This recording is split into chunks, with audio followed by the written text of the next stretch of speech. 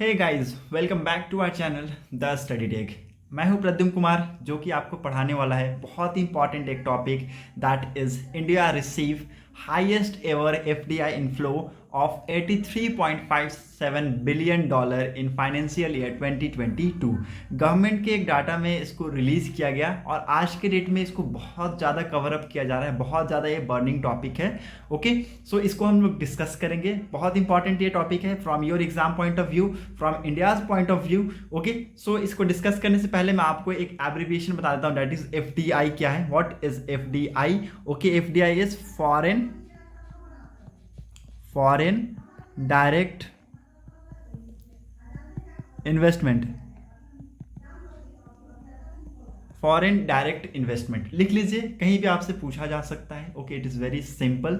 Okay, now इसका मैं मतलब क्या बता देता हूँ। फॉरेन डायरेक्ट इन्वेस्टमेंट का क्या मतलब है? इन्वेस्टमेंट्स आप लोग समझ सकते होंगे कि बहुत सारे जो फॉरेन कंट्रीज हैं वो हमारी कंट्री में निवेश करते हैं और इन्वेस्ट करते हैं। ठीक है, ये जो फॉरेन डायरेक्ट एफडीआई है, ये एक ऐसा इन्वेस्टमेंट है जो कि लॉन्ग टर्म इन्वेस्टमेंट, ना कि शॉर्ट टर्म में। आप लोग बोलिएगा कि सर अगर लॉन्ग टर्म, अगर हमें इतना ही हमारा अच्छा हुआ है, ठीक है, एफडीआई इनफ्लो बहुत अच्छा रहा है इस साल, 83.57 बिलियन डॉलर का रहा है, तो इन्फ्लेशन रेट इंडिया में क्यों जा रहा है, इतना क्यों बढ़ता जा रहा है? ठीक है, पेट्रोल के दाम क्यों बढ़ते जा रहे हैं, डीजल के दाम क्यों बढ़ते जा रहे हैं, ठीक है, गैस सिलेंडर के प्राइस क्यों बढ़ते जा रहे हैं, एसेंशियल कमोडिटीज के प्राइस क्यों बढ़ते जा रहे हैं? देखिए, ये बात आपको समझने की जरूरत है कि ना केवल हमारी कंट्री में, not only in India but also in other countries, okay, like UK. You can see the here the example of Al Jazeera का ये आर्टिकल है। UK inflation hit 9% highest since 1982। ठीक है, 1982 के बाद ये जो UK का इन्फ्लेशन है 9% देखा है, जो कि बहुत ही ज़्यादा हाईएस्ट है अमिड रशिया और यूक्रेन वॉर। ओके, यूक्रेन और रशिया का इम्पैक्ट बहुत ज़्यादा है। रशिया ने पहले बोला भी था दैट जितना हमें आपकी सैंक्शन का जितना हमें अफेक्ट नहीं होगा, उतना आपको ग्लोबली आपको देखने को मिलेगा, जो कि देखने को मिल रहा है। ओके, रिसेंटली स्वीडन और जो फिनलैंड है उन्होंने भी अपने बिड सबमिट कर दी है। इसके बारे में भी आप लोग न्यूज़ पढ़े होंगे। और रशिया ने क्या किया है, इसके बावजूद उनकी जो इलेक्ट्रिसिटी की जो सप्लाई है उसको रोक दिया है। अप्रॉक्सीमेट 10% जो फिनलैंड की जो इलेक्ट्रिसिटी सप्लाई है वो कहाँ से आती है? रशिया से आती है। तो थोड़ा सा इंपैक्ट पड़ेगा, क्योंकि फिनलैंड क्या है, one of the most happiest country of the world. Okay, so इस वीडियो में हम लोग डिस्कस करने वाले बहुत इंपॉर्टेंट टॉपिक, जो कि बहुत ज्यादा कवर अप किया जा रहा है। आप देख सकते हैं the Hindu, business today .in, times of India, Swaraj, Hindustan times, हर एक जगह इसको कवर अप किया जा रहा है। लेकिन मैं आपको बता दूं, before starting the discussion of the video, I have one question for you, that as per the recent world economic situation and prospect report, what is the projected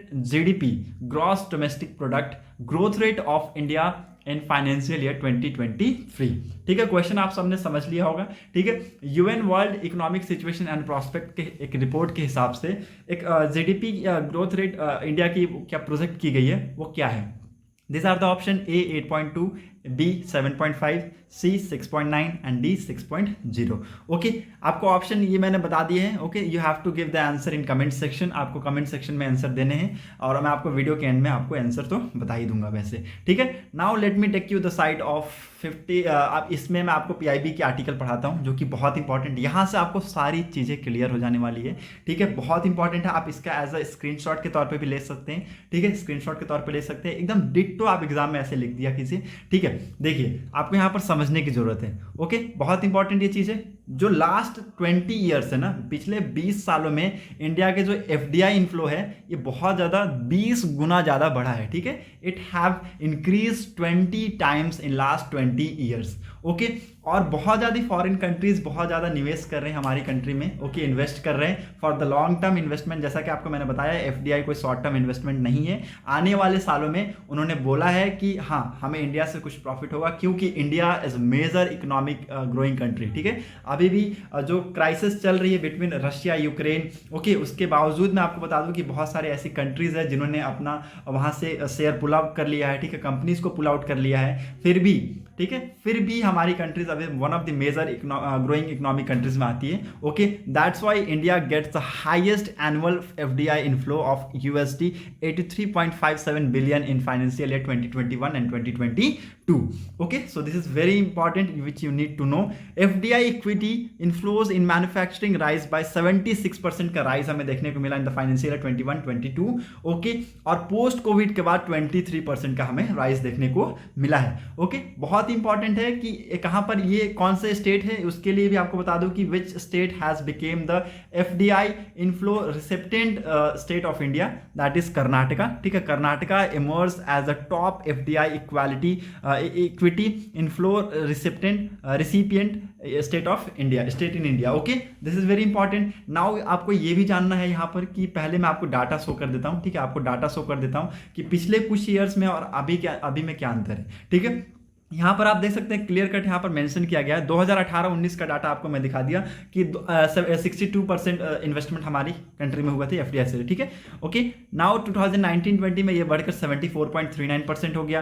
ठीक है, 2022-2021 में ये बढ़कर 81.97 हो गया. और अभी रिसेंट की ये डाटा है 2021-2022 की, जिसमें बताया गया कि 83.57 which is the highest ever for India in the FDI inflow. Okay, बहुत ज़्यादा हमारी कंट्रीज पे बिलीव करके इन्वेस्ट कर रहे हैं और अदर फॉरेन कंट्रीज. ओके, जिसमें सबसे बड़ा नाम आपको यहाँ पर देखने को मिलेगा सिंगापुर. ठीक है, Singapore is at apex with 27%. ठीक है, टॉप इन्वेस्टर कंट्रीज की मैं आपके नाम बता रहा हूँ, लिख लीजिए. टॉप इन्वेस्टर कंट्रीज के नाम बता देता हूँ, लिख लीजिए.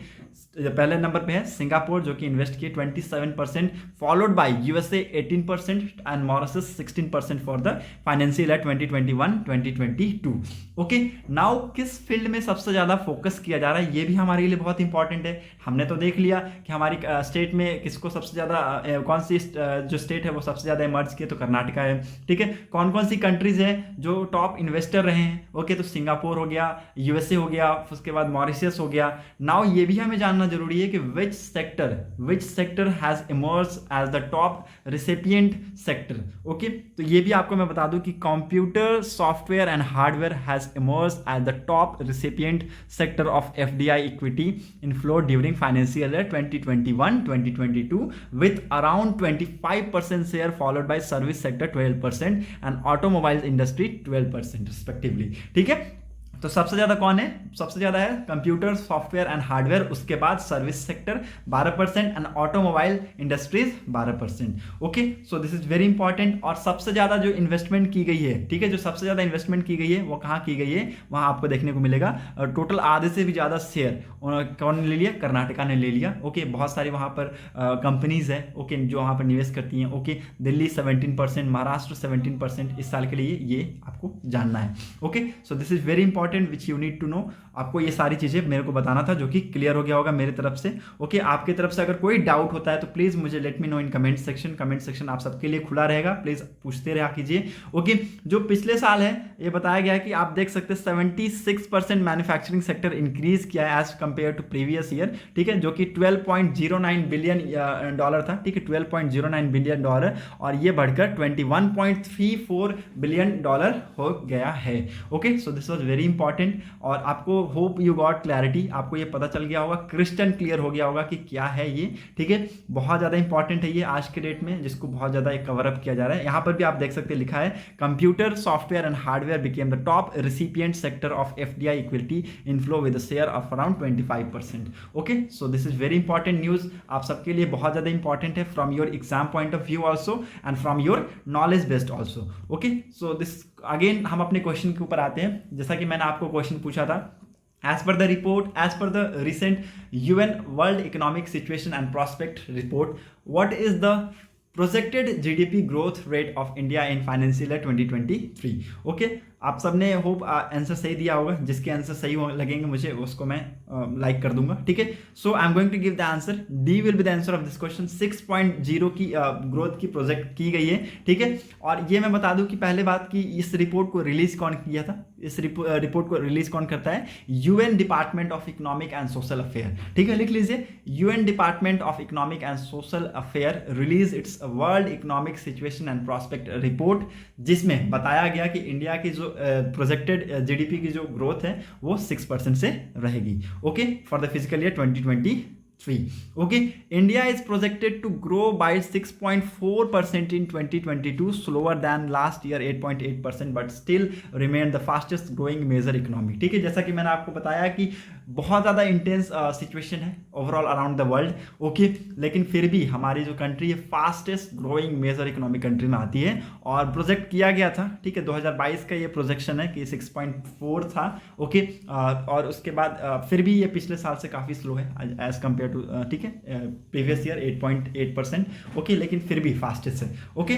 So hope you got clarity regarding this, आपको ये भी क्लियर हो गया होगा क्वेश्चन, एज वेल एज आपको वो भी क्लियर हो गया होगा, ठीक है, कि 83.57 बिलियन डॉलर की हमने एफडीआई इनफ्लो किया है, भारत में निवेश हुए हैं, फॉरेन कंट्रीज ने इन्वेस्टमेंट की है हमारी कंट्री में, ओके।